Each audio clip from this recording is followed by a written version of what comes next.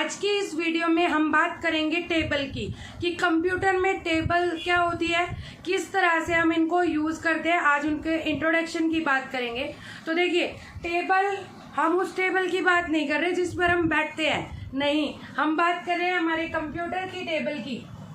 Computer में जब आप MS एक्सेल यूज़ करते हैं या फिर MS वर्ड यूज़ करते हैं, उसमें हमारे पास टेबल का ऑप्शन आता है। टेबल हमारी कुछ इस तरह से दिखाई देती है। इस तरह से कुछ लाइन आपकी हॉरिजॉन्टल और कुछ लाइन आपकी वर्टिकल होती है, तो ये कहलाती है हमारी टेबल। एक्चुअल में टेबल क्या होती है? टेबल एक इफेक्टिव वे होता है हमारे डेटा को रिप्रेजेंट करने का, जिसमें हम डेटा को रिप्रेजेंट कर सकते हैं रो और कॉलम में। हमारा जो डेटा है, मान लीजिए मुझे मेरा टाइम टेबल बनाना है, तो यहाँ पर मैं लिख सकती हूँ मंडे को कितने बजे क्या काम करना है, मंडे को 9 बजे क्या करना है, मंडे को 10 बजे क्या करना है। इस तरह से मैं हर रो वाइज, जिस यहाँ पे आप डेज लिख सकते हैं, यहाँ पर आप टाइम लिख सकते हैं। तो आप जब टाइम टेबल इस मैनर में बनाएंगे, कभी भी कोई भी पर्सन आपका जब ये टेबल रीड करेगा तो इजीली अंडरस्टैंडेबल हो जाएगी ये चीज उसके लिए समझनी। मतलब अगर कोई अननोन पर्सन भी आपकी इस टेबल को देखता है तो उसे ज्यादा मेहनत नहीं करनी पड़ेगी आपकी टेबल को, आपके टाइम टेबल को समझने के लिए।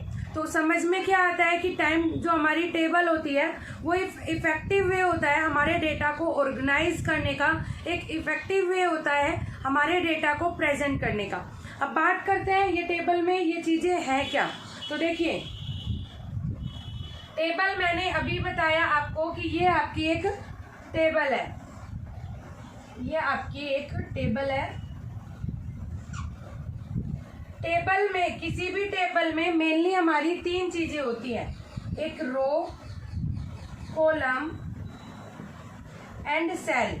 मेन 3 वर्ड जो हम बार बार रिपीट करेंगे, रो, कॉलम और सेल।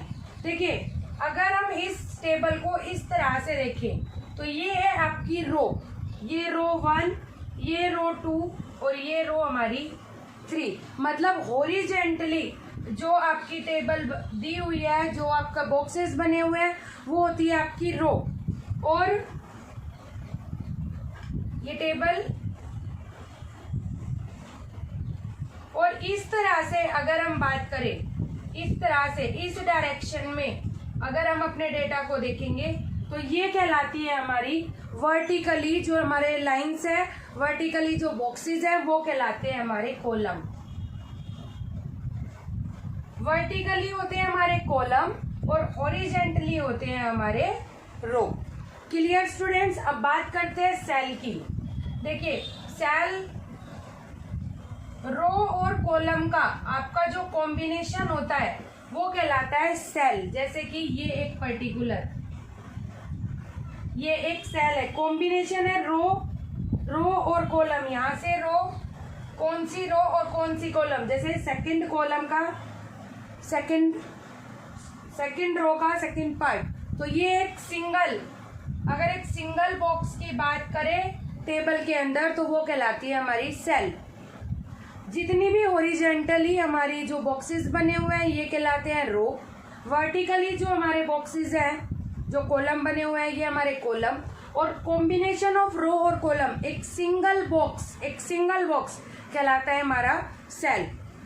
तो स्टूडेंट्स, क्लियर हुआ आपको कि टेबल क्या होती है? टेबल क्या होता है? Combination of row and columns, जहाँ रो आपकी हॉरिजॉन्टल लाइंस, हॉरिजॉन्टल बॉक्सेस होते हैं, कॉलम आपके वर्टिकल बॉक्सेस होते हैं, और सेल आपका कॉम्बिनेशन होता है, रो और कॉलम का एक पर्टिकुलर पार्ट होता है।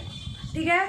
आप कैसे डिफाइन करेंगे? अगर कोई आपसे पूछता है कि ये कौन सी सेल है, एक पर्टिकुलर, ये बताइए ये कौन सी सेल है, तो आपको क्या करना होगा, इसमें नंबरिंग डाल लीजिए।